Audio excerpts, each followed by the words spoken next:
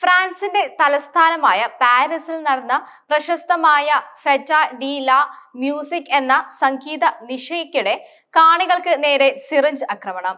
ഈ ഞെട്ടിക്കുന്ന സംഭവത്തിൽ 145 പേർക്കാണ് സിറിഞ്ച് കൊണ്ട് കുത്തേറ്റിരിക്കുന്നത്.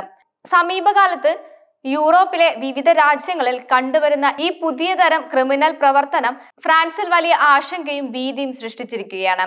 പൊതുപരിപാടികളിലെ സുരക്ഷയെക്കുറിച്ച് ഇത് നിരവധി ചോദ്യങ്ങളും ഉയർത്തുന്നുണ്ട്. ദേശീയ തലത്തിൽ ആഘോഷിക്കപ്പെടുന്നതും ലോകമെമ്പാടുമുള്ള വിനോദസഞ്ചാരികളെ ആകർഷിക്കുന്നതുമായ ഒരു പരിപാടിയാണ് ഫെറ്റെ ഡി ലാ മ്യൂസിക് എന്ന് പറയുന്നത്. ജൂൺ 21-നാണ് ഈ വാർഷിക സംഗീത പരിപാടി നടക്കുന്നത്.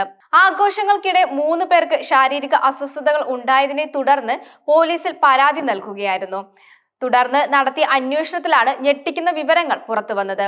145 പേർക്ക് സിറിഞ്ച് കുത്തേറ്റതായി പോലീസ് കണ്ടെത്തി കഴിഞ്ഞിരിക്കുന്നു. ആക്രമണം നടന്നത് ഉടൻ തന്നെ പലർക്കും ശരീരത്തിൽ സൂചി കയറിയത് മനസ്സിലായിട്ടത് പോലുമില്ല.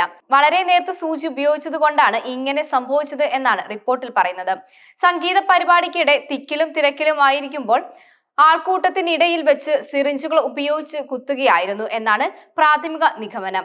സിറിഞ്ചുകളിൽ എന്ത് ദ്രാവകമാണ് നിറച്ചത് എന്നത് ഇപ്പോഴും വ്യക്തമായിട്ടില്ല.